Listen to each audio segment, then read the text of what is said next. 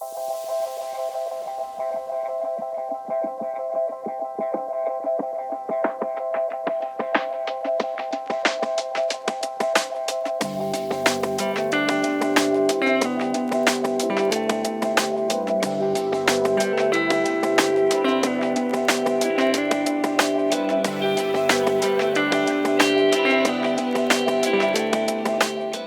vou de imediato passar para a Roseli, que vai apresentar um desdobramento muito importante do projeto das licenciaturas interdisciplinares na USP, que é o conceito de espaços metapresenciais de aprendizagem.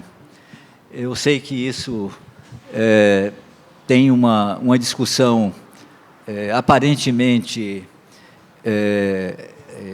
polêmica, por causa de uma confusão, a confusão com a educação à distância, essa expressão educação à distância, né? E, recentemente, fizemos na cátedra um seminário que o título foi Educação Sem Distância, né? Eu vou passar para a Roseli. Bom, para aqueles que não me conhecem, deixa eu só contextualizar. Minha formação é na área de engenharia elétrica, mas há muitos anos eu me dedico a temas ligados a tecnologias e educação, né? Então, eu sou projetista, formo projetistas para que desenvolvam tecnologias, tanto de hardware quanto de software. E essa área de eletrônica e computação é uma área que tem avançado numa velocidade estrondosa nos últimos anos. Então, tudo que eu vivenciei desde meu tempo de graduação até o que temos hoje, tanto que a gente tem um núcleo de apoio à pesquisa que criamos aqui na universidade. Recording in progress. Temos um núcleo, né, de apoio à pesquisa aqui na universidade, que é denominado de Centro Interdisciplinar em Tecnologias Interativas, onde a gente estuda justamente essa relação do humano com todas essas tecnologias e quais são as implicações disso, né? Porque os projetistas às vezes têm determinadas intencionalidades, mas a gente vê que muitas das tecnologias recentes que temos desenvolvido, elas acabam, né, indo muito além daquilo que foi previsto pelos próprios criadores. Então, e hoje não há nenhuma área de atividade humana onde a gente não tenha, né, a eletrônica e a computação interferindo de alguma forma, para o bem e para o mal, né? Então, quando a gente faz, né, e ao longo do tempo, elas são tecnologias que estão evoluindo muito rápido. Então, quando a gente tem, às vezes, um estudo científico publicado, falando do impacto, analisando, né, alguma situação de interferência de alguma tecnologia, você já tem outras coisas, né, essas ditas aí tecnologias exponenciais. Então, é desse lugar que eu falo. Uma das coisas que talvez alguns conheçam também, que a gente tem realizado, porque a gente acredita no potencial das tecnologias para aproximar as pessoas, para que as pessoas possam crescer, que a gente possa reduzir as desigualdades. Mas se a gente não tiver estratégias, né, nas escolas, para que as pessoas possam conhecer, possam se apropriar dessas tecnologias, não como consumidores, mas como protagonistas, se a gente não desenvolver isso nas escolas, nós vamos continuar consumindo tecnologias que vêm de fora. Então, puxo aqui também a fala do professor Novo, ontem, que eu acho que é extremamente importante, de que quando a gente fala de formar professores de educação básica, nós estamos falando de formação profissional, de profissionais tão importantes quanto os médicos, quanto os engenheiros, quanto outras profissões, né, já mais reconhecidas, né, no nosso país. E a formação desses profissionais exige, né, que a gente mude as estruturas, porque se formos olhar as boas escolas do Brasil e do mundo de medicina, a gente vê que esses estudantes eles estão mergulhados dentro do ambiente, né, do exercício profissional deles durante a formação. Então, eles têm ali não só casos já preparados, mas eles estão mergulhados ali dentro do ambiente de estágio, de residência, etc., nas melhores escolas. Nas engenharias, nós precisamos, no Brasil, uma profunda mudança, porque nós continuamos ainda trabalhando com problemas simplificados, com os alunos com uma grade horária, sentados na sala de aula em ambientes presenciais, uma carga horária enorme, né, de uma forma mais individualizada, ao invés de estarem desenvolvendo projetos né, de forma colaborativa, seja com os alunos que estão no mesmo espaço físico, seja com alunos que estão em outros lugares, interagindo com profissionais do mercado, que isso é extremamente importante. Os professores que estão dentro da universidade não detêm todos os conhecimentos necessários para a formação. Então, se na medicina, na engenharia, né, nós precisamos de mudanças, na formação de professores para educação básica, nós temos que olhar quais são as oportunidades, quais são as tecnologias disponíveis para que a gente possa fazer o melhor agora, né? Acho que a gente tem uma inércia muito grande, a gente tem muitas desculpas para não mudar. Porque eu tenho que fazer investimentos, porque eu tenho que manter os equipamentos, porque os equipamentos são caros, então a gente acaba trazendo muitas desculpas para não fazer. Porque deu certo como era, deu certo para mim, deu certo para fulano, então vai continuar do mesmo jeito. O mundo mudou, e quando a gente vê quando o professor Menezes falou da Revolução Industrial, a própria indústria, né? Agora hoje a gente fala de indústria 5.0, a própria indústria moderna, né? Não estou falando das indústrias que ainda não conseguiram entrar na verdadeira transformação digital, a própria indústria mudou muito, você tem times fazendo projetos em localidades diferentes, conectados, você está operando equipamentos remotamente. Então, tudo isso está muito diferente e a gente não tem oportunidade, tem utilizado todas as oportunidades tecnológicas como a gente poderia, né? Então, é nesse sentido que, então, mesmo a indústria não está mais na linha fordiana que a gente tinha. Então, a gente tem discutido muito na cátedra, o material que eu apresento aqui vem, né, de slides que foram preparados, muitos deles foram profissionais por nossos colaboradores na cátedra. Então, questões que são muito importantes para a gente superar, né, as dicotomias aí, o síncrono e o assíncrono. Então, não precisa ser tudo síncrono, nem tudo assíncrono, né? Quando é que é importante que eu tenha atividades síncronas e assíncronas? Não é só local e não é só remoto, né? Quando a gente fala de educação à distância, acho que o Naumar já falou, né, que o nosso colega Romero aqui tem um livro que chama Educação Sem Distância. Então, na verdade, eu posso estar com várias pessoas no mesmo local, mas elas não estarem ali realmente conectadas entre elas. Opa, caiu a... Recording in progress. Ok. Eu posso ter várias pessoas no mesmo ambiente físico, mas elas não estarem ali conectadas na atividade, né? Não estarem realmente imersas na atividade. Eu posso ter atividades remotas, se forem atividades de qualidade, desenvolvidas apropriadamente, como muitos registros na literatura, né, de situações positivas, eu posso ter situações remotas porque a gente está fazendo coisas incríveis, né? Eu mesma não pude estar aí com vocês, estou aqui de forma remota, consegui acompanhar as atividades. Então, que tipo de atividades são? Preciso de presença física ou não? Quando que isso é conveniente, quando que isso é absolutamente necessário ou não? A questão do real e do virtual também, né? O que eu... por exemplo, se eu tenho uma situação que é perigosa, ou é uma situação no local que eu não poderia estar, né? Então, quando que é adequado o virtual, quando que é absolutamente necessário o real, e quando é que eu preciso misturar as duas coisas. Então, a gente vem tentando, na cátedra, definir, né, melhor, a partir de toda essa experiência da própria UFABC, né, do que a gente entende por metapresencialidade. Na atualidade, aí no varejo, quer dizer, a gente já tem muitas coisas que vêm lá da pesquisa. Nós mesmos, aqui há mais de 20 anos atrás, na Poli, eu sou uma das fundadoras do Laboratório de Realidade Virtual aqui da Escola Politécnica, que é a Caverna Digital. A gente vem trabalhando com realidade virtual, com dispositivos diversos, desenvolvendo estudos, pesquisas, fomentando aplicações há muitos anos. Mas no varejo, né, agora a gente está aí com a Meta, o metaverso, os sistemas estão muito em evidência, e muitas vezes trazendo dispositivos que ainda são muito restritos. Mas tudo isso está em movimento. A gente tem também artigos aí publicados de como é que quais são definições, frameworks, o que é positivo ou não. Coloquei um exemplo, então a gente tem farta literatura de pessoas tentando definir, né, o metaverso e coisas relacionadas com o metaverso, mas para aplicações educacionais. Então a gente tem farta literatura sobre o assunto, além de exemplos aí mais de empresas tentando, né, trazer seus produtos, seus processos à tona. Então aí a gente tem vários, não vou ficar me estendendo. A gente tem muitos exemplos já para dispositivos que estão na mão dos nossos alunos, então celulares, como é que a gente pode, né, utilizar para alguns temas, realidade virtual, onde tudo é virtual, ou realidade aumentada, onde a gente mistura o real com o virtual. A gente tem aí várias possibilidades também, usando alguns dispositivos mais específicos, como que esse óculos está colocado aqui. Mas a gente tem também a questão dos ambientes, né? O que eu posso fazer com telas, com projetores, com TVs, trazendo possibilidades que hoje, né, já são realidade.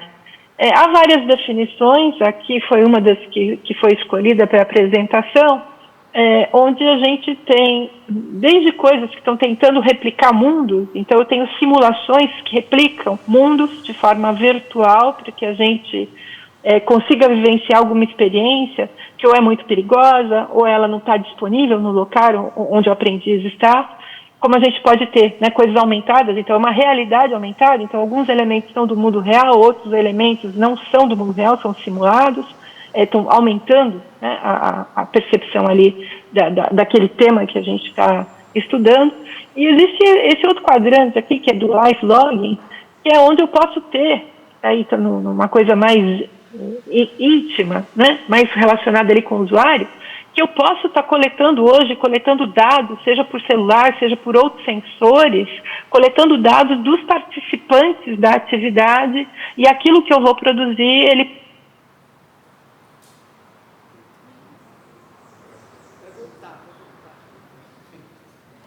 um determinado elemento, né, daquilo que foi apresentado num jogo, numa realidade virtual, a partir daquele sensor, eu posso estar ajustando, né, alguma dessas aplicações que estão sendo exibidas para os usuários. Então, mesmo alguns mecanismos de bons processos de avaliação, eles podem ser incorporados a muitas das tecnologias que estão sendo desenvolvidas. Então, ajustar o grau de dificuldade, perceber qual é o contexto daquele usuário. Então, do ponto de vista tecnológico, a gente tem muitas coisas que estão sendo desenvolvidas e que podem ser aprimoradas se a gente conseguir juntar a comunidade, né, de quem, as comunidades, de quem entende, né, de assuntos relacionados com a aprendizagem, com quem desenvolve as tecnologias. Existe aí uma comunidade internacional que já vem discutindo bastante o termo aí de ciências da aprendizagem, né, de como é que a gente consegue formar profissionais, inclusive, que saibam projetar essas tecnologias porque são profissionais entendem, né, do que é aprender, de quais são as faixas etárias, de quais são demandas específicas de quem está nesse ecossistema aí de aprendizagem, professores e estudantes, e o que eu posso fazer com as tecnologias, com o nível de maturidade tecnológica que a gente tem hoje, né, para que a gente possa fazer o próximo ciclo.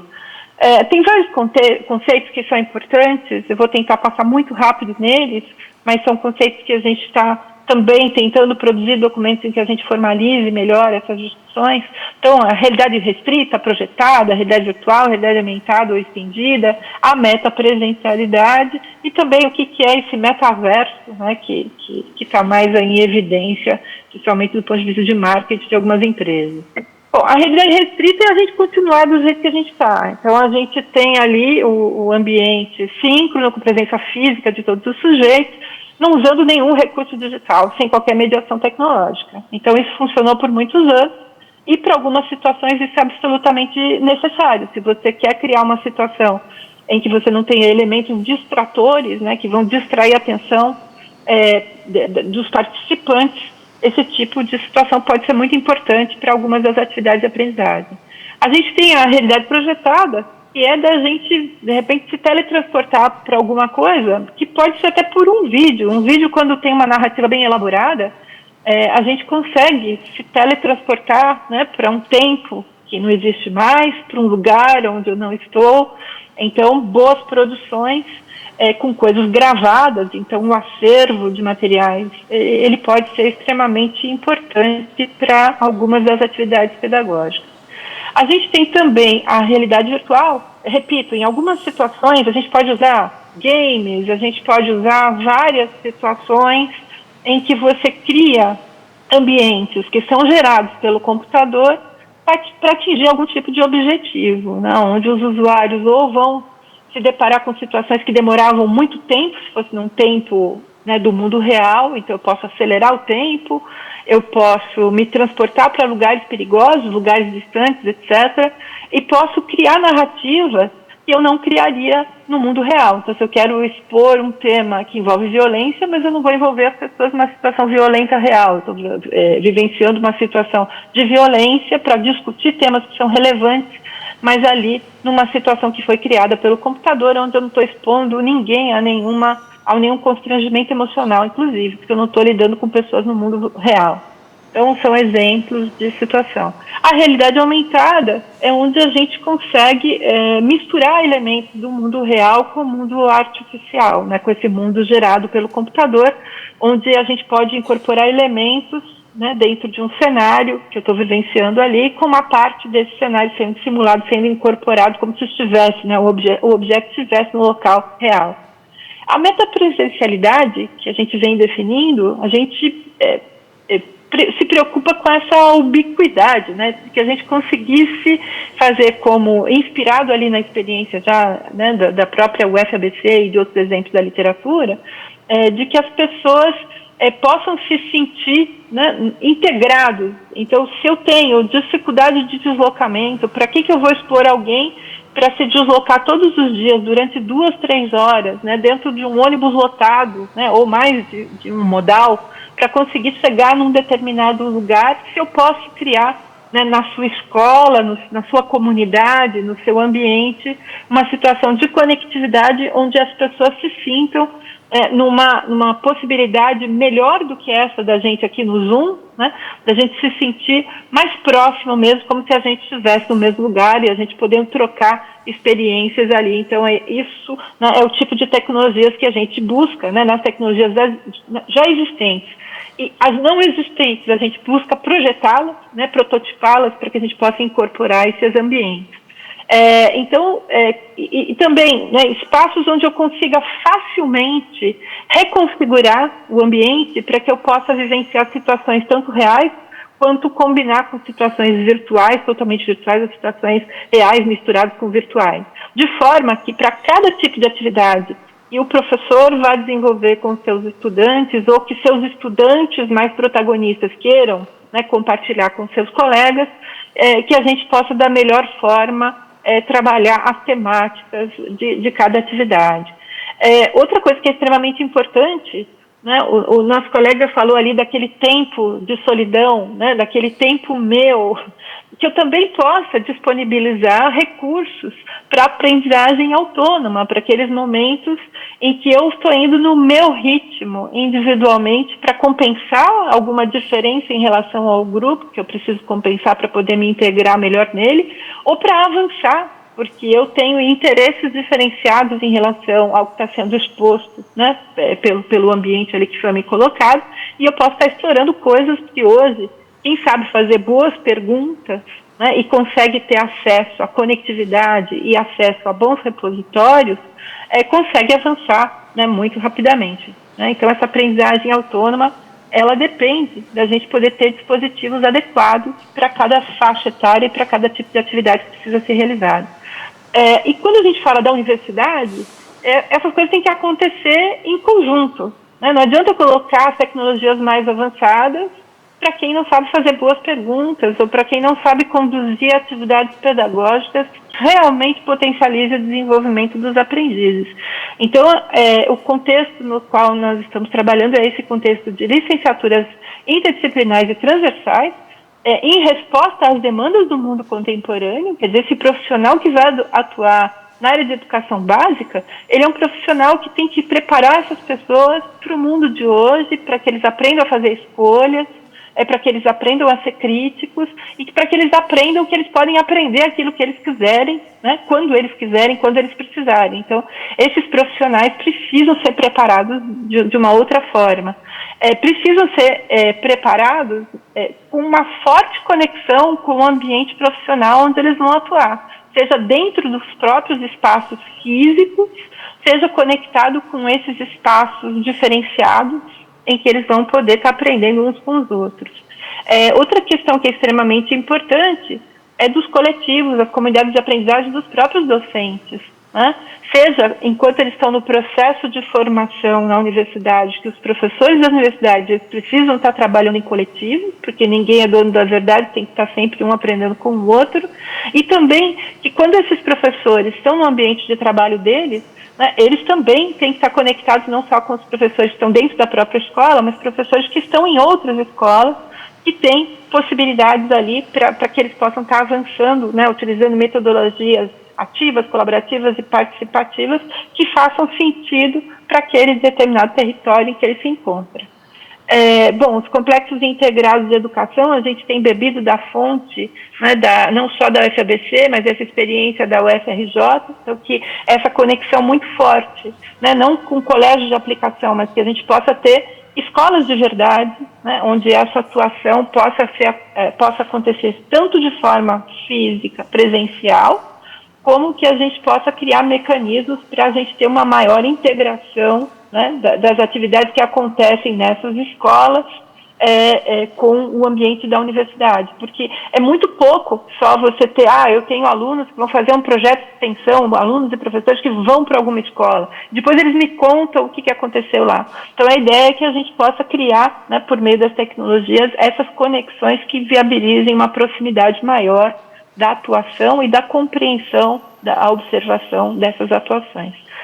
A gente tem, né, como o professor Naumar falou, tem muitas brechas aqui para a gente fazer uma série de coisas que a gente queira, né, imediatamente, não só lá no artigo 81 da LDB, da experimentação, mas a questão das tecnologias. E depois de todo esse momento de pandemia que nós vivenciamos, né, assim, eu entrei no IA em abril de 2020 na vice-diretoria, né, e entrei na cátedra de educação básica, em plena início ali da pandemia. E o que a gente vivenciou? A gente vivenciou que as universidades e os ambientes, em geral, precisaram usar as tecnologias disponíveis para tentar continuar fazendo as mesmas coisas ou tentar fazer algumas coisas melhor do que faziam antes, né? Então, eu acho que esse medo que algumas pessoas tinham de usar algumas tecnologias, eu acho que esse medo foi o único benefício que eu acho que a gente teve durante esse período de pandemia, que as pessoas passaram a usar algumas coisas, muitas que não usavam, e perceber que existe o potencial. Então agora eu acho que a gente, né, pode estar preparado para trabalhar de uma forma aí mais colaborativa, né, das escolas e das universidades, percebendo o que é bom, o que não é bom, que tipo de cuidados que a gente tem, como é que a gente pode aproveitar o que já existe imediatamente, né, e colocar isso em prática, e a partir dessa prática a gente aprender com ela e a gente tendo ciclos aí de aprimoramento sucessivo, não só de utilização, repito, das tecnologias já existentes, mas principalmente para que a gente possa ser protagonista também na área tecnológica, desenvolvendo as tecnologias que não temos, mas que são adequadas para aprender, que são adequadas para ensinar, que são adequadas para as atividades de desenvolvimento e de coaprendizagem. Outra coisa que a gente vem tentando formular, cada dia a gente muda o número aqui, então está a TI a quarta, o I a quarta e o C a quinta, então em cada discussão a gente se lembra de mais uma letra, né, mais alguma palavra com a letra I, mais alguma palavra com a letra C, que possam ser incorporadas ao que a gente entende dessas tecnologias que precisam ser incorporadas aos ambientes de aprendizagem. Então, não são simplesmente tecnologias da informação e comunicação, mas nós queremos tecnologias que nos permitam interagir. Recording Por quê? Porque os estudos... Opa, caiu de novo a gravação. A gravação foi interrompida. Foi, mas está reconectando aqui o computador que está fazendo a gravação. Bom, as tecnologias às vezes têm alguns probleminhas, mas já são muito melhor do que o que a gente tinha antigamente, né? A cada ciclo elas vão melhorando, né? A conectividade, as novas possibilidades. Então aqui, a gente tem muitos estudos científicos que mostram, né, que quando a gente promove boas interações entre professores e seus alunos, entre alunos e alunos, que a gente consegue ter ganhos na aprendizagem. Então, com base, né, nesses trabalhos científicos, que tipo de situações que a gente pode, né, implementar em que a gente promove interação, seja naqueles que estão juntos presencialmente, seja de forma assíncrona, seja de forma assíncrona, seja entre pessoas que estão em lugares diferentes. A gente quer tecnologias que possam estar incluindo, né, que a escola não seja um lugar de exclusão. Quer dizer, se eu não estiver na sala em que eu tenho uma determinada oportunidade, eu não tenho aquela oportunidade. Então, a ideia é que eu possa incluir, né, como é que a gente usa a tecnologia como mecanismo de inclusão, de integração, Então, a questão da comunicação, não é só comunicação, mas é conectividade, são tecnologias que estimulem a criatividade, não só o consumo de informações que foram criadas pelos outros, mas como é que eu tenho ferramentas de autoria que estimulem a criatividade, que estimulem a colaboração, que estimulem o compartilhamento. E aqui a gente fala tanto entre os professores das universidades, entre eles, né, os professores das escolas, os alunos e todos, né, todos que estão envolvidos nesses ambientes de aprendizagem. Então, como é que a gente trabalha tanto nos dispositivos, que são as interfaces, que vão estar ali com as diversas pessoas, então como é que eu vou interagir para cada tipo de usuário, quais são as melhores interfaces que eu preciso ter, que eu preciso melhorar, que eu preciso desenvolver, e quais são esses ambientes virtuais que envolvem, né, as redes que nos conectam, mas também os espaços não físicos e os espaços físicos também. Eu tenho que ter salas em que rapidamente a gente consiga ter microfones que funcionam, telas que funcionam, né, que estejam conectadas, para que a gente gaste menos esforço, né, com a configuração dos elementos ali da infraestrutura física e posso me concentrar mais no desenvolvimento das atividades necessárias para a aprendizagem. Então, também foi tocado por vocês aí em vários momentos a questão da qualidade e da larga escala, né? Então, como é que a gente pode superar a questão da qualidade? Justamente tendo pesquisa integrada, né, o que é aprender, né, e o foco é em aprender. Então, o objetivo não é manter a mesma estrutura, né, dos cursos universitários como eles eram aqui ou ali, mas o público que eu tenho, o que eu tenho que fazer para que ele aprenda aquilo que precisa ser aprendido. Né? A questão da solidariedade, a gente vive num país com imensas desigualdades, né? Então como é que a gente consegue promover essa cultura da solidariedade, a pedagogia da solidariedade, né? O planejamento sistêmico participativo já apresentado pelo professor Naumar. Então, como é que a gente consegue dar conta de fazer tudo isso, né, com o apoio da tecnologia? Porque muitas coisas, sem esse apoio da tecnologia, a gente não consegue escalar, né? E sempre pensando que não é só a tecnologia que está ali presente nesse momento, mas quais são as tecnologias que a gente pode estar desenvolvendo que sejam mais apropriadas do que aquelas que estão disponíveis no mercado nesse momento. Então, aqui a frase que o professor Naumar colocou, né, desconstruir a educação como fator de exclusão social, porque do jeito que a gente tem a educação ainda, né, ela ainda é um elemento de exclusão social. Quem não tem acesso à educação de qualidade acaba sendo, né, excluída de um crescimento, né, de um desenvolvimento. Então, como é que a gente pode ter aí um uso intensivo nessa direção? A UFABC apresenta, né, que eu acho que isso é fundamental, ele vê ali naquela estrutura leve, uma das pró-reitorias, ela está focada, né, quando eles criam em 2014, ela foi focada nessa tecnologia de informação e conectividade, porque para dar conta dos seus objetivos, ela precisava disso como elemento fundamental, mas adequado às premissas daquilo que precisa ser implementado como projeto da universidade.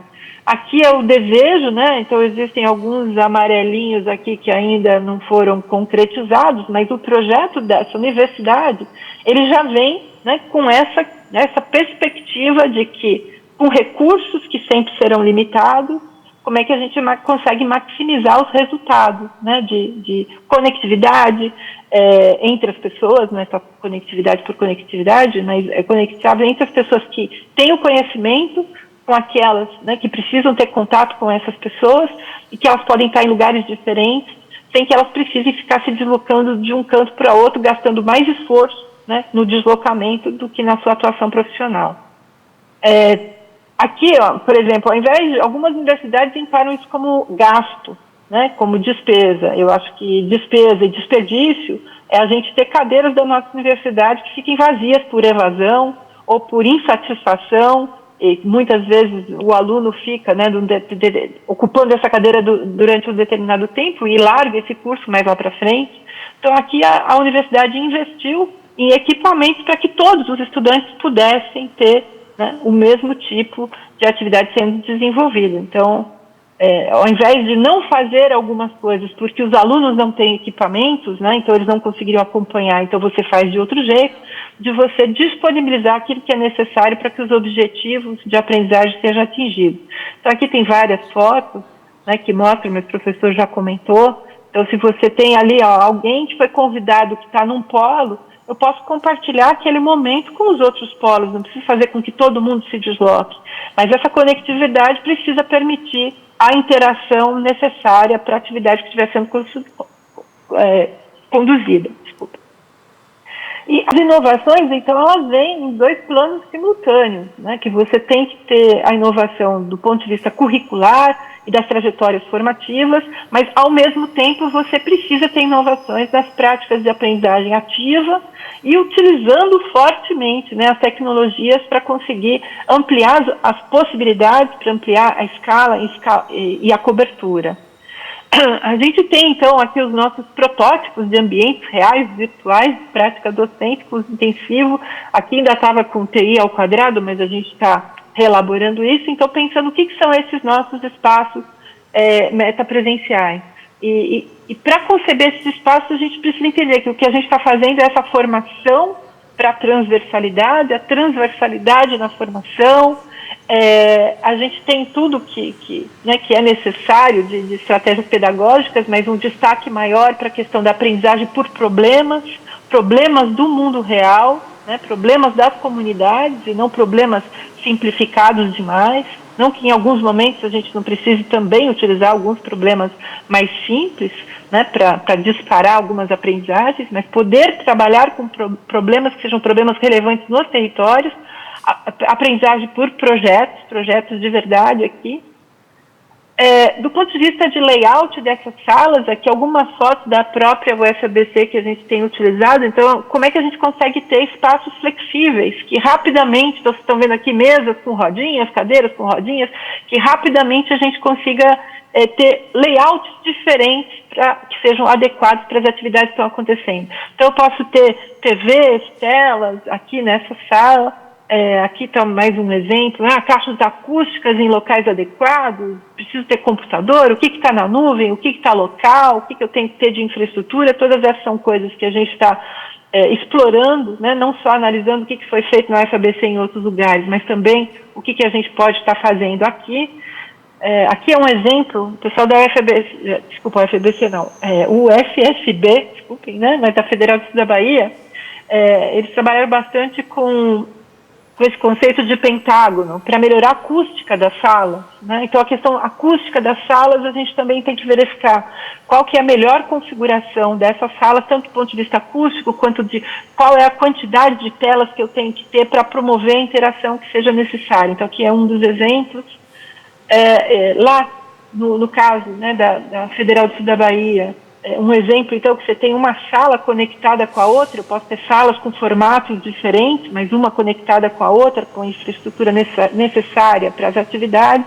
Então, o que nós estamos fazendo é, considerando a experiência da UFSB, outros registros da literatura, nossa própria experiência, né, aqui, de vários projetos na Universidade de São Paulo e de outros colegas, né, da rede, e os contínuos e acelerados avanços tecnológicos. A gente não pode esquecer disso, né? A gente está vivendo num mundo em que a gente tem aí inteligência artificial, a gente tem alguns sistemas de inteligência artificial agora que estão gerando, né, textos de alta qualidade, etc. Quer dizer, a gente está num ambiente em que muitos dos trabalhos existentes, eles estão mudando, se reconfigurando, né, gerando uma série de outras coisas. Então, a gente não pode desconsiderar isso. Então, considerando, né, isso em movimento, a gente vem realizando aqui estudos e pesquisas, elaboração de modelos e implementação e teste de protótipos de espaços, né, no âmbito desse projeto das licenciaturas. A gente tem a previsão aqui de implementação de alguns desses espaços.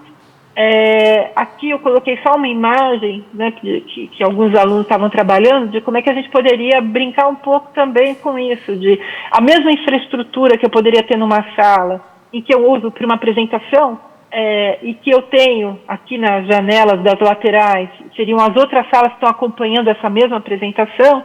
Eu poderia usar, de repente, esse mesmo ambiente para me teletransportar, sei lá, para Foz do Iguaçu, né, da gente usar essa mesma infraestrutura para algumas experiências de imersão ao invés de eu ter pequenas telas para poder visualizar determinados conteúdos, que a gente pudesse ter algumas experiências sensoriais diferenciadas, com imersão em alguns conteúdos e narrativas que sejam relevantes para a atividade que for colocada. Mas o que é absolutamente fundamental, se a gente quer mesmo ter essas tecnologias, né, que aproximam, que integram, que permitem interação e que sejam mais adequados para estimular a criatividade e a colaboração, a gente precisa se preocupar muito com a questão da interoperabilidade, que a gente dê prioridade para soluções abertas, né? Porque a gente não pode ficar ficarmos reféns de alguns fornecedores de tecnologias e você não consegue avançar porque você só consegue colocar alguma coisa que seja daquele fornecedor.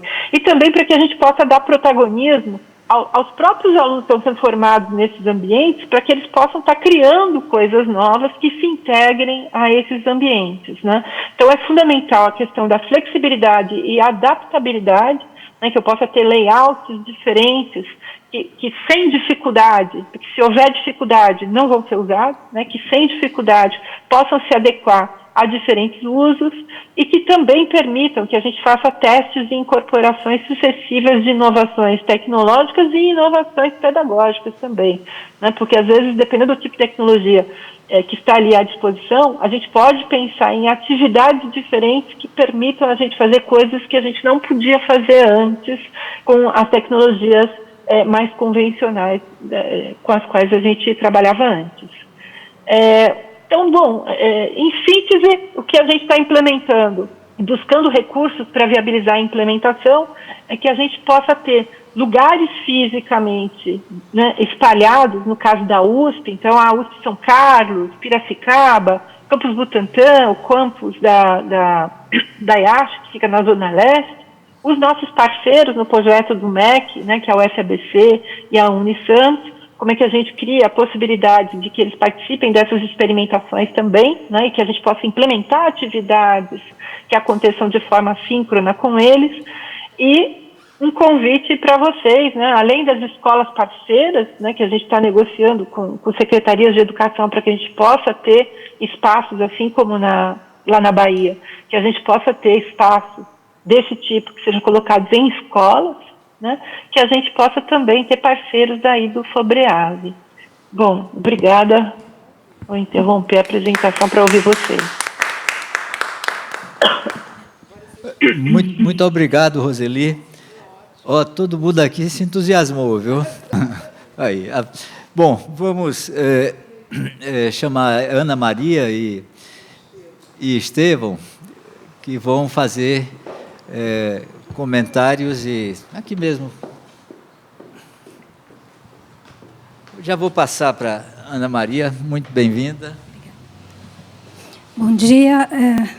Obrigada a todos, especialmente a Ana Célia, não só pelo convite, mas pelo todo o apoio. Eu sou da Unicamp, diferentemente aqui, acho que da maioria de vocês, eu ainda sou jovem na pesquisa, não sou jovem em idade. Eu ingressei no ensino superior um pouco mais tarde, ingressei no doutorado um pouco mais tarde, e a partir daí não parei mais. Sou pesquisadora do INCT, né, bolsista do CNPq. Anteriormente eu fui bolsista do PNPD da CAPES, mas eu curso lá na Unicamp, no Departamento de Política Científica e Tecnológica. Eu vi muito aqui sobre interdisciplinariedade. Eu sou uma pessoa que vivenciou, que viveu os prazeres e as dores da interdisciplinaridade. Por quê?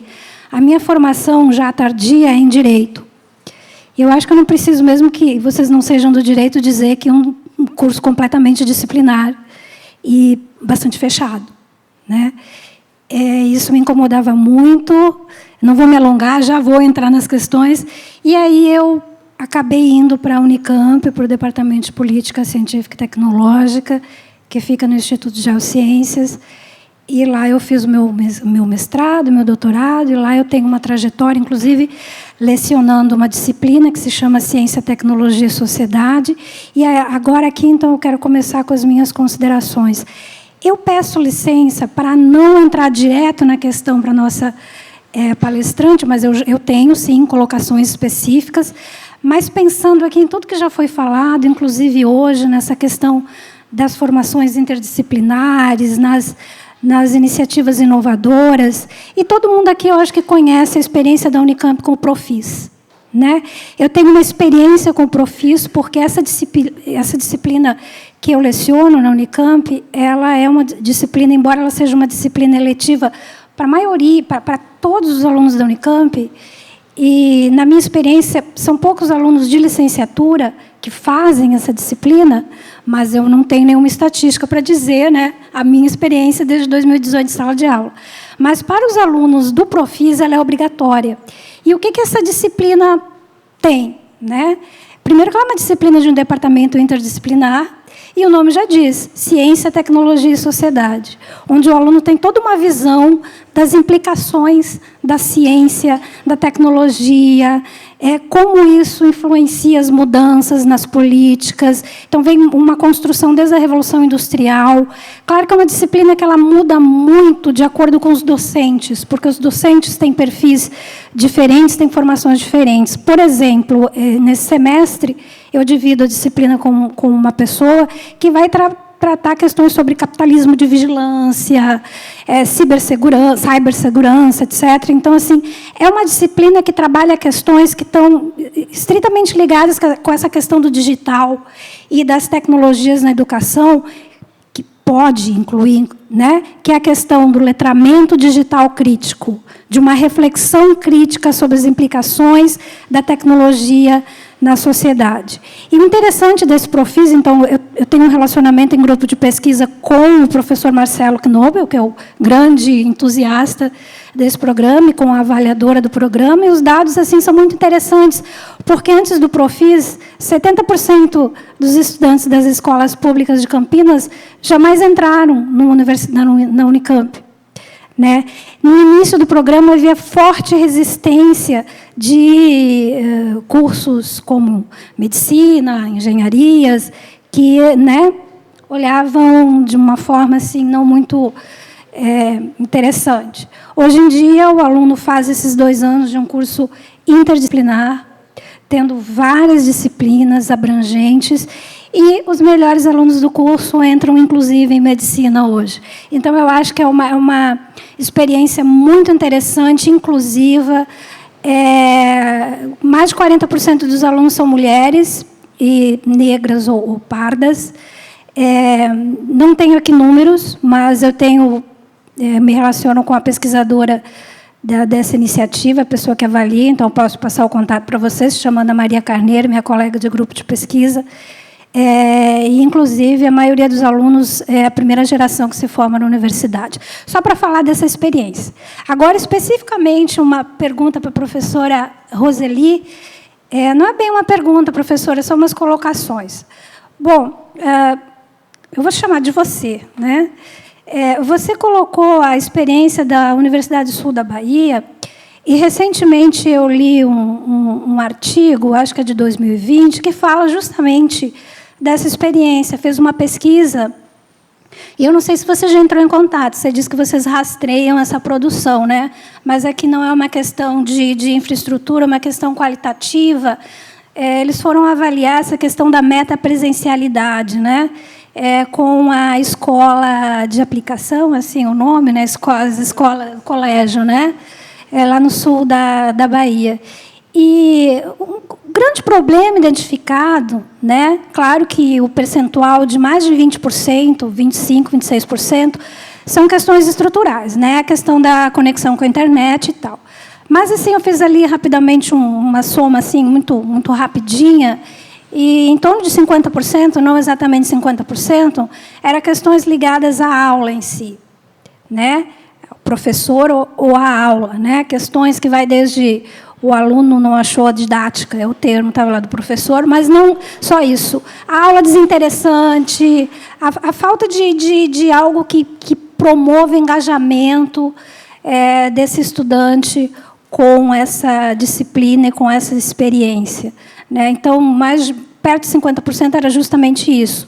E eu entro em outra questão, que é a questão, então, também de um pessoal lá da Universidade Federal de Santa Maria, que pesquisa a questão da fluência tecnológica pedagógica, né?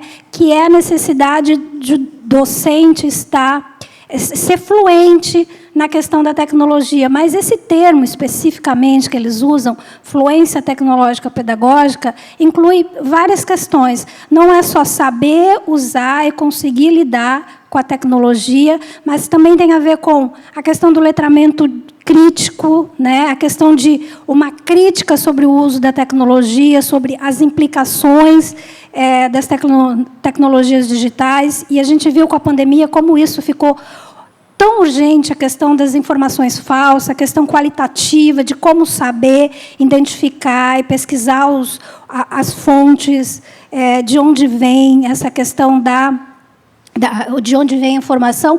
Então, eu pergunto, professora, claro que a questão do letramento digital ela é super importante para o estudante, como está falando aqui, essa formação, né, ampla, essa formação que também inclua diversas questões, como, por exemplo, um pensamento crítico a respeito das tecnologias.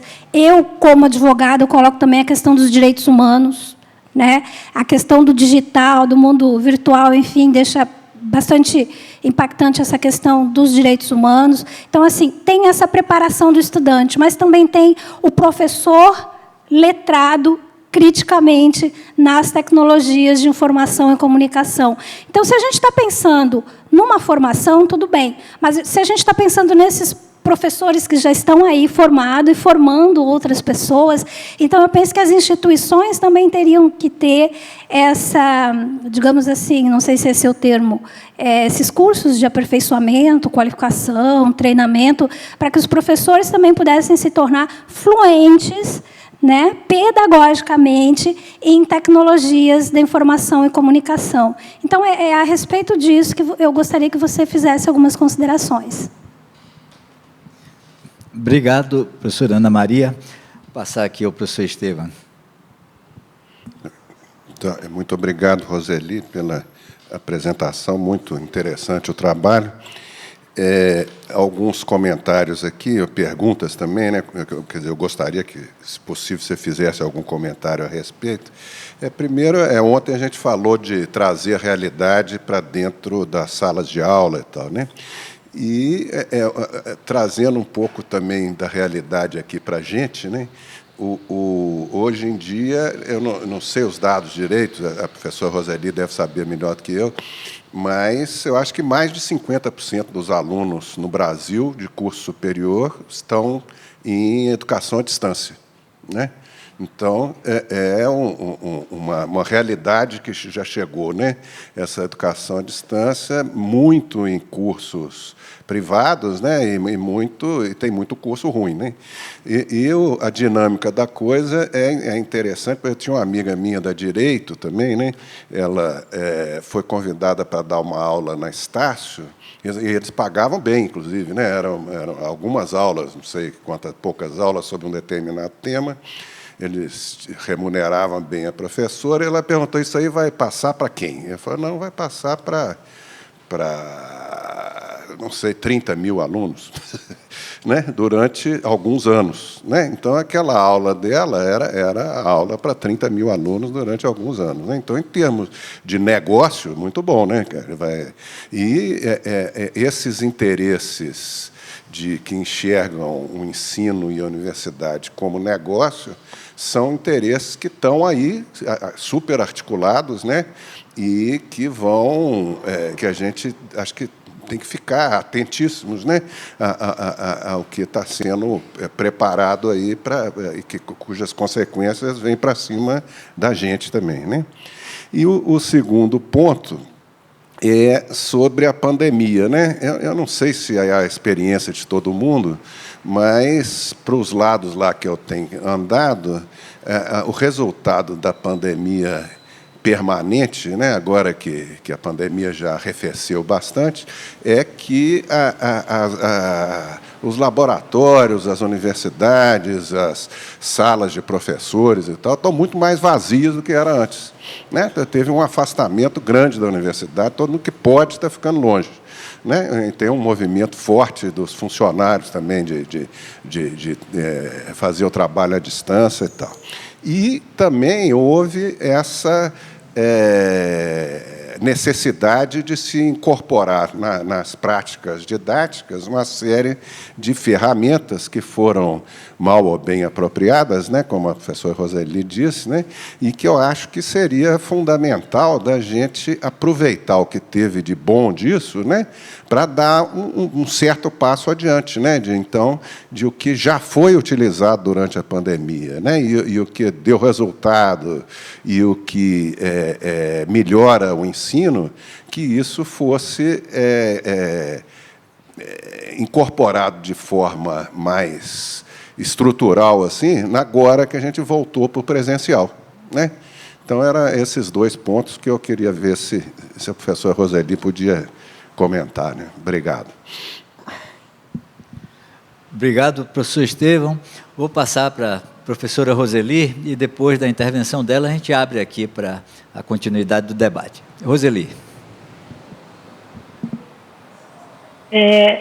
A Ana Maria tocou num ponto que eu acho que é muito importante, que é esse de influência tecnológica, porque as pessoas às vezes têm medo de fazer algumas coisas porque a barreira de aprender, né, de começar a usar alguma tecnologia é uma barreira muito forte, e quando a pessoa não está se sentindo segura em fazer alguma coisa, ela vai evitar mesmo, ela vai por algum caminho já conhecido. Então, acho que, seja na universidade, seja na educação básica, essa é uma questão muito importante. Agora, quando a gente fala de formação, seja para a fluência tecnológica, seja para o aprimoramento pedagógico, a gente nunca está preparada para o exercício profissional. Por exemplo, quem está na engenharia ou quem está na medicina tem que estar sempre aprendendo, a gente tem que estar sempre se requalificando para o exercício profissional.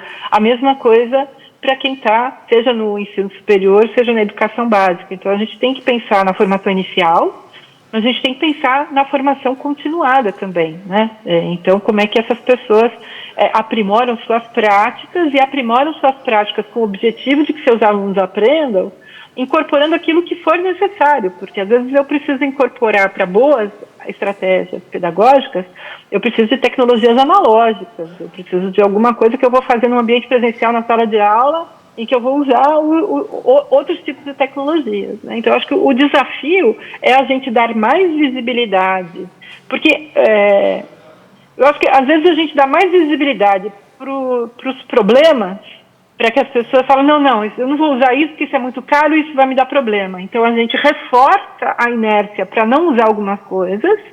Então, quem acaba tendo acesso a essas algumas coisas são só os mais privilegiados, né, que estão em escolas privadas, no caso da educação básica, ou em ambientes muito específicos, que também são privilegiados, mesmo nas nossas entidades públicas. Ao invés de a gente se preocupar, olha, como é que eu vou fazer com que isso possa chegar lá na ponta, né? Então, eu acho que essa é uma questão que tem que ser enfrentada. A gente tem práticas de grande qualidade que foram desenvolvidas nas várias redes, porque quando entrou a pandemia, quer dizer, ou as pessoas paravam ou elas tentavam fazer alguma coisa. Então, a gente teve muitas coisas equivocadas que aconteceram, mas a gente tem exemplos de coisas muito interessantes que a gente precisa documentar melhor e divulgar melhor, né? E a partir delas a gente poder desenvolver outras, né? A gente mesmo, vou dar um exemplo caseiro meu. A gente conseguiu um edital para a gente poder trabalhar com alguns professores, para eles pensarem como é que eu posso trabalhar mais com a implementação física de algumas coisas nas escolas, né? Essa coisa mais maker. Como é que eu aprendo ciência e tecnologia, ao invés de só usar as caixas, já coisas prontas, mas como é que eu poderia fazer coisas na escola, construir aparatos para fazer algum experimento, etc. E aí entrou a pandemia. A gente fez uma primeira oficina com os professores, num ambiente presencial, em que a gente tinha uma série de equipamentos, de coisas que a gente podia trabalhar com eles, e aí entrou a pandemia. A gente falou, a gente não vai parar, a gente vai continuar. A gente não sabia exatamente como fazer, porque como é que fazer um negócio maker à distância? Mas a gente fez, né? A gente replicou alguns materiais, a gente conseguiu doação de equipamentos, a gente mandou para casa dos professores, a gente conectava com eles via Zoom, cada um fazia na sua casa aquilo que era possível fazer separadamente e depois, de forma segura, a gente criou alguns mecanismos em que a gente pudesse integrar partes que cada professor tinha desenvolvido na sua respectiva casa, de como é que a gente juntava aquilo em algum lugar de forma segura, sem ninguém se contaminar. Então, assim, eu acho que há muito que ser aprendido, mas há muito, como o próprio professor Bevilacqua já falou anteriormente, a gente conhece, às vezes, mais exemplos da Finlândia ou de outros lugares que acabam sendo repercutidos no país do que o que os nossos professores, sejam eles de universidade ou de escolas públicas, estão fazendo por aí afora. A gente tem uma oportunidade agora em março, durante a FEBRAF, que é a Feira Brasileira de Ciência e Engenharia, que a gente organiza todo ano aqui na Universidade de São Paulo, em que a gente vai receber alunos e professores que foram selecionados do Brasil inteiro, em que a gente pode ver como é que eles estão trabalhando no Brasil inteiro, fazendo projetos de verdade, projetos científicos, projetos tecnológicos, que são bons exemplos para a gente aprender com as redes como é que essas coisas acontecem em algumas escolas. E a partir disso, a gente desenvolver tecnologias de como é que a gente compartilha as boas experiências para que elas mais rapidamente possam se disseminar e a gente massificar um pouco mais. Então, assim, a fluência, a transformação digital, Ana Maria, é um problema não só profissionais da educação, mas é um problema para todos os profissionais nesse momento. A gente tem aí consultorias e consultorias, né, à disposição, é só fazer uma busca no Google, tem várias empresas dando consultoria para indústrias, para o comércio, para os mais diferentes segmentos profissionais, de como é que em cada um dos segmentos se consegue essa transformação digital, né? E quando a gente fala de escola, além da fluência dos professores, né, para que eles consigam usar, né, as diversas tecnologias que existem hoje, o papel fundamental da escola é como é que a gente trabalha essa temática que você está trabalhando na Unicamp, né, que é de ciência, tecnologia e sociedade, das pessoas perceberem que as tecnologias estão em movimento, elas não são neutras, né? Eu posso projetar tecnologias intencionalmente, né, com o objetivo de fazer coisas ruins, assim como eu posso ter tecnologias que foram projetadas para fazer coisas boas, mas que as pessoas descobrem caminhos de como utilizar aquilo de forma indevida, né? E como essas tecnologias hoje elas conseguem ter repercussão de massa, né? Antes a gente se preocupava com os veículos de massa. Hoje a gente tem que se preocupar também, né, com essas possibilidades das ferramentas que a gente tem, que todo mundo tem voz e que os próprios algoritmos às vezes podem amplificar algumas vozes, né, porque eles fazem aquele reforço de estar te apresentando coisas que são parecidas com as coisas que você já consome, né? Então acho que trazer essas discussões, né, do ponto de vista crítico das tecnologias, isso é uma coisa importante, mas associado a isso é como é que a gente usa as tecnologias para fazer melhor as atividades pedagógicas e como é que a gente pode também fazer algumas atividades pedagógicas que não eram possíveis sem o uso das tecnologias. Por exemplo, vamos pegar até a língua inglesa. É muito chato querer aprender qualquer tipo de temática se ela não faz sentido para mim. Se a criança não entende, para que eu preciso aprender inglês? Só para passar na prova? Agora, se eu conectar com uma sala, né, de uma criança que está do outro lado do planeta, que só fala inglês, não aprendeu português ainda, né, como é que a gente pode estabelecer ali, né, algum tipo de atividade, que hoje é possível, que a criança vai querer conversar com a outra, então ela vai ter uma motivação aí só a título de exemplo. Mas, vou passar para o Estevam. Então, existem algumas coisas que são muito fáceis de massificar e que são muito ruins. Então, só assistir um vídeo de alguém dando uma aula é muito ruim. Eu não posso interagir com o professor, não posso interagir com o monitor, não posso interagir com os meus colegas, isso é muito ruim. Mas a gente tem situações no presencial em que é exatamente isso que a gente tem. A gente tem um professor que está há 30, 40 anos dando a mesma aula, não deixa o aluno abrir a boca na sala, principalmente para quem é das áreas de exatas, isso é mais comum, né? Quem era de humanos, os alunos interrompem o professor, mas na área de exatas, eu vivenciei, muitos alunos em várias escolas por aí devem ter vivenciado situações em que aquela aula é igualzinha, até as piadas são iguaizinhas, que quando a gente compartilha com os colegas a gente vê que é exatamente igual, em que o professor não teve oportunidade de conhecer qual era o contexto daquele grupo de alunos, que conhecimento que aquele grupo de alunos já traz para o grupo, que poderia ser aproveitado, né? Ontem teve uma fala de alguém, agora já não vou me lembrar, né? Mas não sei se foi a Carmen que falou, né, de que cada aula tem que ser uma aula em função de quem está ali presente, né? Então, eu acho que, sabendo usar bem as tecnologias que a gente tem hoje, a gente pode criar situações em que esse professor não vai precisar ficar repetindo por 40 anos a mesma aula do mesmo jeito, porque ele poderá ter mecanismos de colaborar com outros. E, por outro lado, aulas expositivas que são absolutamente fantásticas, tem um professor, o professor Cláudio, de cálculo, e eu me lembro quando eu era aluna, só não entrava mais gente na sala de aula porque não cabia, porque as pessoas sentavam no chão, etc., fugiam das outras salas de aula dos outros professores, porque a gente tinha 800 alunos assistindo aula de cálculo simultaneamente com professores diferentes. Então o pessoal fugia, né, para assistir às aulas do Cláudio. Então a parte expositiva da aula dele é excepcional. Então essa parte eu posso compartilhar com a humanidade, e hoje a Univesp faz isso, né? Então a pessoa pode estar fazendo algumas atividades e também utilizando esse acervo, né, que está gravado, né? Então, assim, eu acho que a gente precisa, as métricas de avaliação, acho que elas são muito importantes, tem sempre aquele cuidado de não usar algumas métricas de avaliação que acabem engessando o sistema ao invés de dando margem para que acrescente, mas qual que é o nosso objetivo? Se eu tenho um curso de engenharia, eu preciso ter certeza que eu formei profissionais qualificados para o exercício da profissão. Não se ele assistiu a aula na sala A, B, C ou D, né? Então, isso seja no presencial, seja no à distância, acho que esse é um grande problema que a gente tem, né? De como é que a gente certifica de que as competências que têm que ser desenvolvidas nos diversos cursos estão sendo realmente desenvolvidas.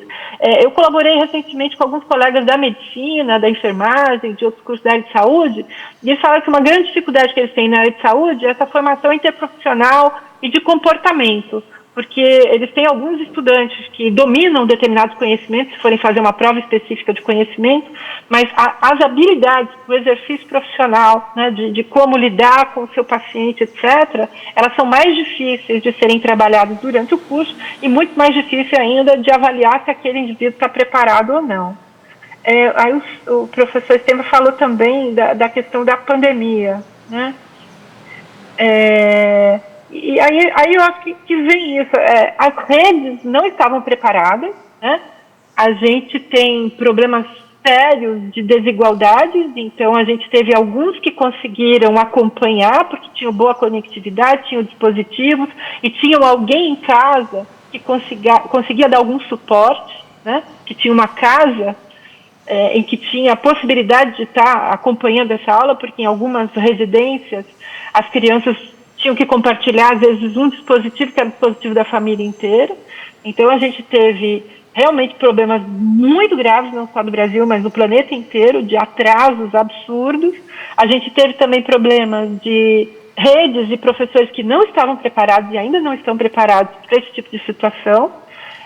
Mas a gente tem exemplos de redes que fizeram coisas bem incríveis, que conseguiram usar melhor a própria televisão, para quando você precisa fazer broadcast de algumas informações, conseguiram usar melhor o próprio potencial criativo dos seus professores, colocando seus professores para produzir conteúdos de formas diferenciadas. Então, acho que assim, a gente tem muito a aprender com o que muitos professores fizeram na rede. E acho que o propósito da LIC, que a gente está desenvolvendo na Universidade de São Paulo, muito mais do que fazer coisas que a gente já sabe, que a gente quer levar para os outros, eu acho que é criar um ambiente onde a gente possa receber essas pessoas que sabem e que podem estar conosco, construindo, compartilhando. Então, esse mecanismo de como trazer professores que já estão fazendo coisas interessantes, como parte dos quadros, né? Esse é um desafio importante, não só que eles venham como estudantes para uma segunda licenciatura, mas a gente quer muito poder trazer alguns desses professores para ficar numa imersão em alguns horários ou períodos na universidade, para que eles possam compartilhar as dificuldades e os conhecimentos que eles foram adquirindo ao longo desse percurso dentro do ambiente profissional. Eu não sei se respondi todas as perguntas, mas passar para os demais. Tá bom, obrigado, Roseli. O Breiner, que está na sala, eu gostaria de falar. Não, tá. tem que chamar ele. Tá.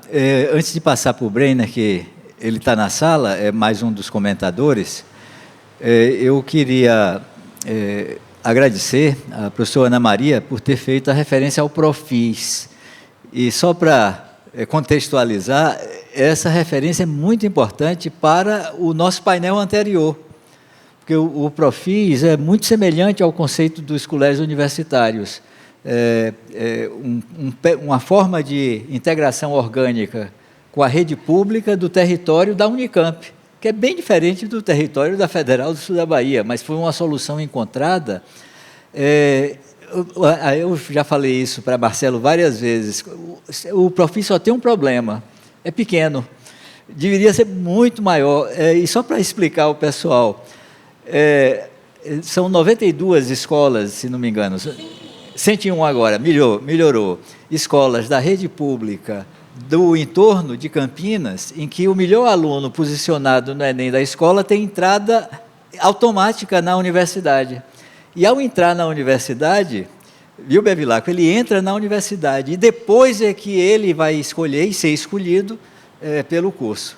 É um programa muito semelhante ao conceito do colégio universitário, como eu mostrei. Obrigado, essa referência é super rica. E antes de passar para Breiner, só consultando. Breiner, você está aí? Está aí, pronto. Muito bom lhe ver. A palavra é sua, Breiner. Gente, bom dia, boa tarde já. Primeiro, me desculpem, mas a Covid me acertou. Estou em casa.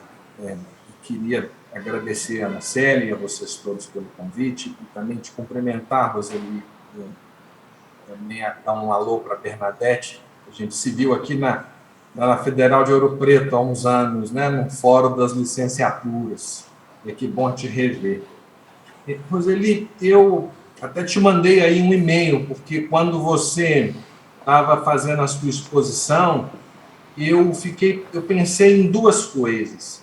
A primeira digamos, da parte invisível do iceberg, e que também é muito importante para que a gente produza adesão, no sentido dos nossos colegas da universidade, que ainda são muito resistentes a essa proximidade entre o virtual e o real. A gente ainda vê isso como dois grandes polos antagônicos, né? Que é a gestão desses processos. Você falou da metapresencialidade, do uso das tecnologias. Eu fiquei pensando que nós teríamos que criar lógicas outras e diferentes para a gente aprender como fazer. E aí eu apontei algumas coisas aqui, né? Como é que a gente planeja? Como é que a gente gerencia ou supervisiona equipes de formação? Como é que a gente produz interação síncrona e assíncrona? Como é que a gente articula essas mídias e esses artefatos? Eu estou falando porque, quando eu te ouvi, você falou de redes. Eu fiquei pensando em redes multinível, redes nos territórios e redes também virtuais. Eu me lembro, não sei aí quantos de vocês acompanharam, a experiência 1.0 da Universidade Aberta do Brasil, que foi, digamos, o braço virtual para a formação continuada e formação de professores na universidade pública. A UFOP aderiu à Universidade Federal de Ouro Preto, participou com muita força nos anos de ouro, nas épocas de ouro da Universidade Aberta do Brasil, com programas de formação de professores, e o que a gente viu foi uma rede multinível entre universidades, municípios e os territórios. Se a gente for pensar nesse raciocínio que você nos apresentou, nós já tivemos no Brasil uma rede de universidades públicas fazendo formação virtual. E essa rede foi enfraquecida no governo Temer e desmontada no governo Bolsonaro. E acho que se a gente está também nesse fórum pensando no futuro, está aí um futuro que a gente devia trazer de volta, não é? Talvez a Universidade Aberta do Brasil 2.0, Roseli, ou 3.0, articulando esses elementos que você nos apresenta hoje aqui. Quer dizer, não mais ancorado numa visão marginal do virtual, mas de uma centralidade do virtual que poderia colocar a universidade pública num lugar de protagonismo que ela ainda não está. Porque, como disse o colega, desculpe, eu não captei o nome do colega que está do lado do Naomar, nós não estamos neste mercado, o que está ocupado completamente pelas universidades privadas, pelas instituições privadas. E a educação virtual que as instituições privadas fazem, ela de fato é muito ruim. E me parece que a universidade pública, por questões que a gente pode discutir aqui, ela preferiu preservar o antagonismo. Ela simplesmente faz de conta que isso não existe. Dá muito trabalho, não quer fazer, é uma proposta liberal, sei lá o que mais, e aí, nesse tempo todo, o nosso silêncio acaba permitindo que o setor privado ocupe esse espaço e fica parecendo que nós, na instituição pública, não sabemos fazer, o que não é verdade. Então, acabei compartilhando com vocês, aí por e-mail também, um artigo que a gente escreveu nessa perspectiva de uma rede multinível que é, digamos, mobilizada pelas universidades públicas, quer dizer, na experiência da UFOP. Nessa experiência dos complexos integrados de educação, eu acho que essa ideia de uma rede, Roseli, ela é muito importante e a universidade pública pode ser um ator importante. Então, eu queria te ouvir, queria ver a sua reação, o que você comenta sobre isso, se for o caso, claro, e de novo te cumprimentar e agradecer. Obrigada, Brenner. Não, acho que esse é o caminho mesmo que você colocou, porque, e aí eu só mudaria, ao invés de ser 2.0 ou 3.0, já vamos para o 5.0, né? Porque a gente já está falando de 5G. Então, assim, os aprendizes e os professores, eles são móveis. Eles estão em lugares diferentes, né, fazendo coisas diferentes o tempo todo. E voltando também a uma fala do professor Bevilacqua, da questão da mobilidade, né, da gente poder compartilhar experiências, da gente aprender uns com os outros. Acho que a gente precisa montar essas redes multinível. É claro que a gente tem todo esse desafio da gestão dos processos. Por exemplo, eu já estou com tanto grupo no WhatsApp que, assim, eu preciso de uns 3 clones para dar conta só do WhatsApp. Então, também tem a questão de qual é o tipo de interação que a gente precisa, com quem a gente precisa. Então, como é que a gente faz essa modelagem de quais são as interações necessárias, qual é o tempo reservado para essas interações, para a gente não enlouquecer, né? E da gente conseguir fazer aquilo que a gente precisa fazer com uma qualidade melhor. Vou voltar ao exemplo lá do cálculo. É claro que a UFABC, por exemplo, já avançou. Ela não tem mais cálculo 1, 2, 3 e 4, como a gente tem em vários cursos de engenharia. Ela já tem uma estrutura diferente. Mas a gente tem muitas coisas que são parecidas entre as nossas universidades e que a gente poderia estar trabalhando junto para aprimorar e para a gente poder escalar. O próprio exemplo, o Profis, né? Ali, puxa vida, são 101 alunos. Por que a gente não pode, né, criar mecanismos em que a gente conheça mais profundamente esse tipo de programa, como é que eles desenvolvem as atividades com os alunos para que eles se desenvolvam rapidamente, e como é que a gente poderia estar interagindo com outros programas semelhantes em outros lugares. E a tecnologia, a gente pode, não só a questão da infraestrutura física, mas a infraestrutura lógica que precisa ser montada, ela tem que ser desenhada de acordo com os objetivos que precisam ser atingidos, né? Então, quem que precisa interagir com quem, como é que você faz a gestão do tempo para não criar mais dificuldade para os profissionais, né? Porque hoje qual é o problema que a gente acaba tendo, né? Que são tantas as plataformas, são tantos os sistemas, são tantas as possibilidades que a gente acaba se perdendo no mundo de tantas possibilidades e a gente acaba não tendo uma gestão de tempo adequada para dar conta de todas as atividades profissionais que a gente tem. Então, a gente tem muitas oportunidades, mas a gente acaba replicando esforços, né? Todo mundo fazendo a mesma coisa, aí você faz no papel e faz no digital também, ou então vem aquelas demandas em broadcast, que eu brinco, né? Que pedem para todo mundo preencher mais um formulário com as mesmas informações que você já tinha antes. Então, assim, o digital, como ele não está bem assimilado ainda, ele gerou muito mais demanda, às vezes, da gente, ao invés, né, de focar naquilo que é importante. Acho que a professora Bernadette falou muito da questão cartorial, né? Quer dizer, a gente está muito mais, às vezes, implementando recursos tecnológicos para as amarras burocráticas que a gente já tinha antes, do que para a gente maximizar os resultados daquilo que é importante para o exercício profissional de cada um de nós, né?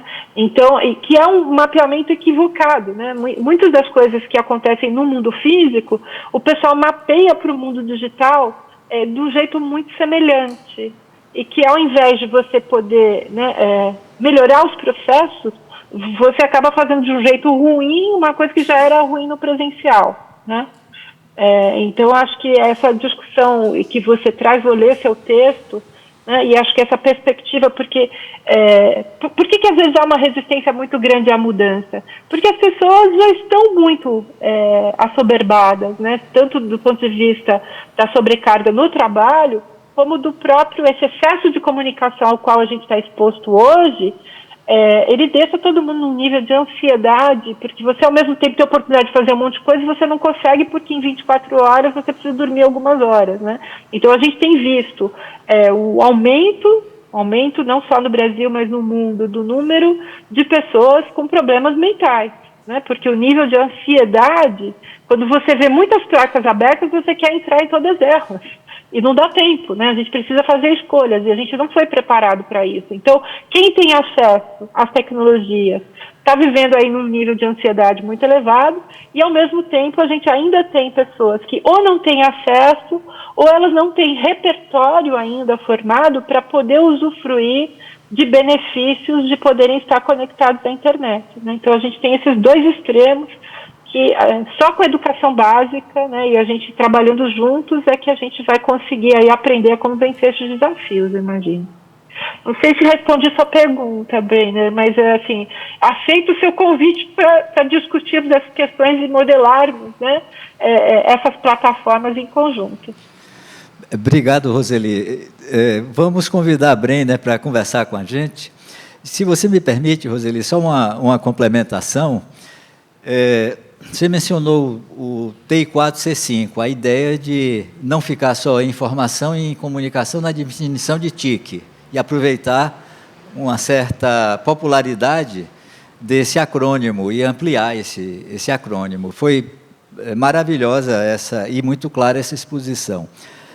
Na cátedra, a gente tem feito um esforço também de um trabalho conceitual. Então, essa ideia de metapresencialidade, que eu notei até com alegria, que começamos a falar metapresencialidade e nos entendermos nesse conceito. Não é a educação à distância que está em pauta, né? E eu queria que a gente tem chamado de competência tecnológica crítica. Se vocês botarem no Google, com aspas, competência tecnológica crítica, já vai aparecer publicações a respeito. E eu queria só, um minuto, só aproveitando a minha posição aqui na coordenação, para trazer um exemplo dessa questão que o professor Estevão trouxe, da busca de hegemonia do mercado sobre tudo, mas nesse caso específico, as tecnologias. O que é o metaverso que está sendo apresentado? O metaverso é a individualização radical, quer dizer, cada um com o seu óculos, e produzindo um efeito de, em vez de trazer, enriquecendo a nossa realidade, trazer outros sujeitos e outras conexões para a nossa realidade, retirar o sujeito da realidade física e colocá-lo como uma espécie de representação virtual, um avatar, num lugar que não existe. Então, o metaverso é aquele óculos. Por que a indústria quer isso? Já imaginaram a lucratividade de vender aqueles óculos tanto quanto venderam essas interfaces visuais, chamadas celulares, né? Aí. Então, o que é que o espaço metapresencial de coaprendizagem, que é o nome que a gente tem dado na cátedra, implica? É exatamente o oposto do metaverso, da ideia do metaverso. É usar o virtual para conectar com outras realidades físicas existentes. E com uma vantagem, a vantagem de você poder multiplicar a presença. Então, em vez de colocar sujeitos individualmente em espaços construídos, espaços simulados, espaços de realidade física aumentados com a sua extensão para outras realidades. Então, esse é o conceito na base da ideia, por exemplo, daqueles espaços pentagonais com kits de conectividade que estão sendo fabricados ou prototipados, a etapa ainda é de prototipação, para avaliar seus efeitos, inclusive efeitos acústicos, efeitos imersivos, né? Porque aí o conceito, e isso tem se desenvolvido muito na museologia, quer dizer, transportar sujeitos para outras realidades, mas essas realidades elas são imersivas. Então, os sujeitos ficam juntos, em grupo, e não segmentados. Aliás, um dia desse eu vi um comercial de uma dessas empresas de telefonia, dizendo: o futuro chegou, vários meninos pequenininhos, crianças, cada um com seu óculos, e eles vão para uma escavação arqueológica virtual, e aí aquela mensagenzinha, aquela que fica, que a publicidade usa para nos fisgar, né, é que um menino volta para a sala, bota o óculos para voltar àquele lugar e fazer alguma coisa naquele lugar. É isso que o mercado está fazendo em relação a isso. E, ao fazer, domina. Eu acho que a resposta de Roseli é fantástica. Não é só a política que não tem vazio. O mercado não deixa vazio. E, se a gente não faz para uma concepção pública, coletiva, compartilhada, solidária, da educação superior, da formação de sujeitos, né? É claro que o mercado chega. E aí o que seria, por exemplo, vantagem para maior cobertura e efetividade, o mercado pega para maior lucratividade, e sem nenhum compromisso com qualidade. E aí, gravar uma aula para reproduzir para 5 milhões de pessoas é descompromisso. Agora, por outro lado, usar as tecnologias para fazer com que atividades pedagogicamente consequentes sejam mais capazes de atingir mais pessoas, eu acho que aí é uma disputa que precisa ser feita, e o que está sendo trazido, e Brenner foi muito feliz em mostrar que dá a impressão que não sabemos fazer. Essa omissão dá a impressão que não sabemos fazer. E o que temos constatado é que fazemos muito bem, mas institucionalmente não se acolhe essa possibilidade, né? Então, me desculpe, eu até me entusiasmei e falei a mais, mas eu complementei algo que a gente tem discutido muito na cátedra e eu acho que acrescenta ao que Roseli trouxe. Temos espaço para mais uns 5 minutos, né? Mais intervenções. Carlos. O Mário queria falar na outra sessão e não falou. Aí, pegue aí que você fica na frente aqui. Não, mas... Aí, isso. Alô? Aí, está ótimo. Não, eu só lembrei que saiu essa semana a sinopse dos dados de evasão do ensino superior. E eu consegui abrir aqui na folha uns 2 gráficos, né? E, bom, só para dizer que ontem saiu também algumas informações. Essa fonte aqui é do Sou Ciência, com dados de sinopses de censo de educação superior do MEC, né? E mostrando que as instituições privadas mantêm ainda um número enorme de evasão, com dados de até 2021, nós temos 38,8% dos estudantes que entram não conseguem concluir, enquanto as universidades públicas, que também mantinham um número elevado, 21,8% em 2020, o último dado, conseguiu reduzir para 9,4%. Então, efetivamente, as universidades públicas tiveram mais sucesso em reduzir a evasão do que as particulares, né? E aí a matéria sugere, aqui no seu miolo, que as universidades públicas teriam tido mais recursos, instrumentos de acolhimento, atenção, que deu aos estudantes, ainda em 2021, portanto, no auge da crise, mais oportunidade de enfim, participar e se sentir, né?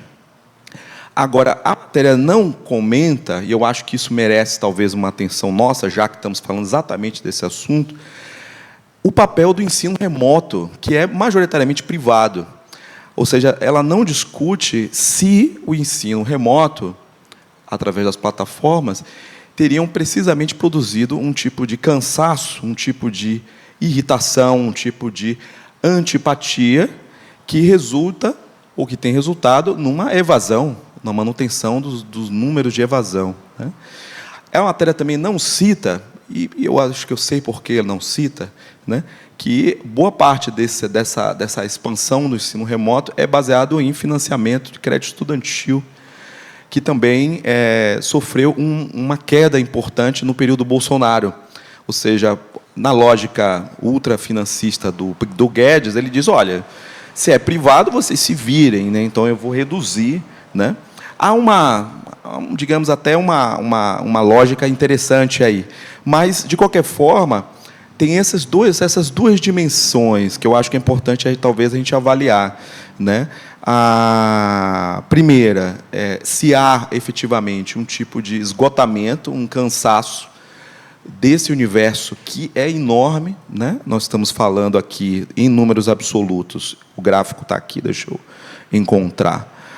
Nós estamos falando de, em 2021, 3.452.830 estudantes que entraram em 2021 nas instituições particulares. Em 2021, o número é 3.452.000, né, que entraram, né, e apenas 1.107.000 saíram, né? E nas públicas temos um número de 492.000 e de saída 219, né? Ou seja, houve uma queda no sistema público da taxa de evasão que foi de 21% em 2020, e em 2021 caiu para 9,4%. Ou seja, as instituições públicas tiveram sucesso, foram muito bem, embora 9,4 seja ainda um número que precisa ser reduzido. De qualquer forma, em termos internacionais, uma evasão de 9,4 está na média, é tudo super tranquilo, está excelente. A pergunta que a matéria não faz, e que é importante saber, é em que medida a expansão do ensino à distância, né, ela provocou pode ser também responsável por esse tipo de irritabilidade e uma frustração também, né? Porque, embora as mensalidades nas particulares tenham caído muito, há uma espécie de... enfim, há uma descredibilização desse tipo de diploma, né? Uma criação de instituições caça-níquel e que criou esse tipo de dilema. Acho importante. São dados muito interessantes. Ontem saiu mais alguns dados, né? Eu acho que do INEP, mais alguns dados. Bem interessante. Essa é uma observação que eu faria. Obrigado. Mais alguma contribuição? Então, eu queria falar um pouquinho. Por favor, Bernadette. Você e depois Roseli faz o fecho. Pode falar. Rapidamente. Eu acho que a tendência que está se anunciando aí, pelo menos em termos de políticas, é a questão de caminhar para uma certa, estão falando de hibridação, né? Ou seja, você tem a parte presencial e tem a parte à distância. Tanto que saiu agora o parecer do Conselho Nacional sobre ensino híbrido, né? Saiu mês passado.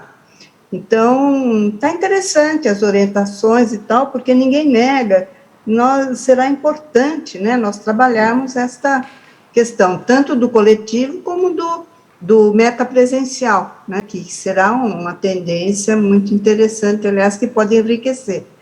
Acho que a tendência pública seria nessa direção. O problema é que os professores de universidade não estão preparados para trabalhar dessa maneira e nem há muitas infraestruturas, né, Brené? Em outras universidades, algumas têm, mas eu acho que a maioria teria condições de ter infraestrutura com salas, que maximizariam a sua atuação, até aquelas universidades que têm vários campi, né, com cursos que se reproduzem e tudo mais.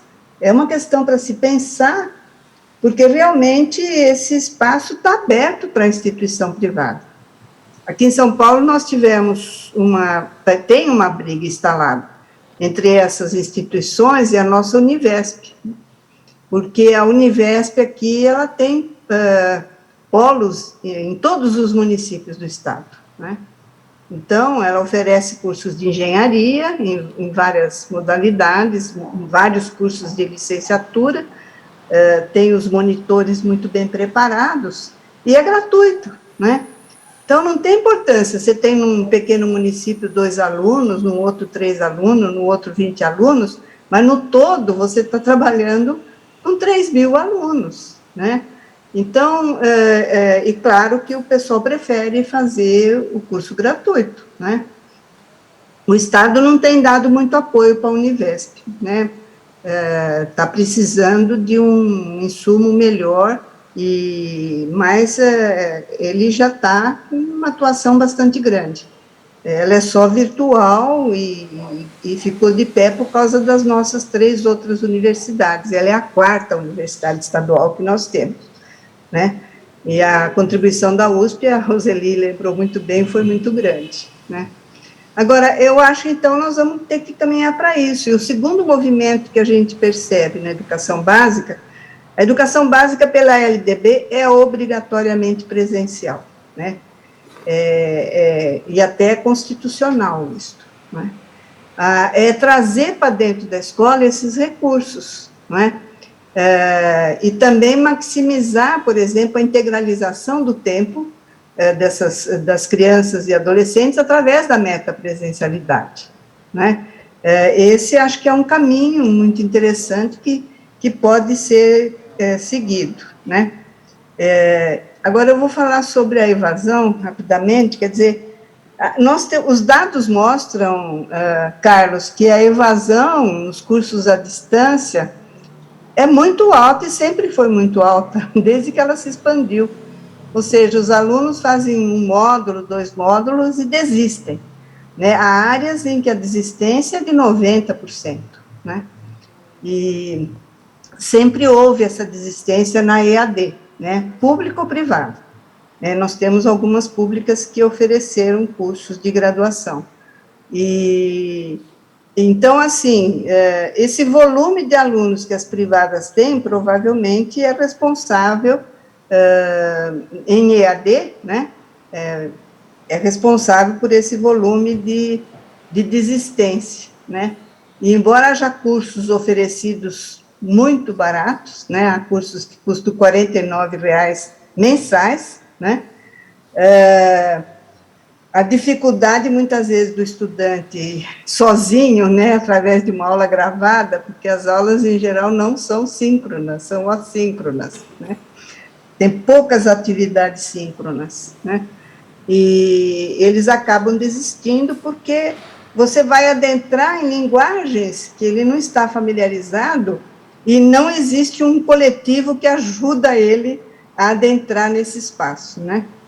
Então, acho que essa evasão está bem justificada realmente pela EAD, né? Porque o volume de alunos de EAD nas instituições privadas ficou, eu acho que atingiu a raia do absurdo, não há nenhum controle de qualidade em relação a esses cursos e é uma política que precisa ser olhada com mais cautela, mas eles ganham muito dinheiro com essas matrículas, né, nos 2, 3 primeiros módulos, e para eles está bom, né, eles não estão totalmente interessados em que o aluno conclua o curso, né, e esta é uma questão que está presente. Agora, a ausência das universidades públicas nesse espaço, realmente, eu acho que é uma questão para se pensar, e Brenner tem razão, nós damos 1000 desculpas, né, para não tentar superar algumas das nossas dificuldades de infraestrutura,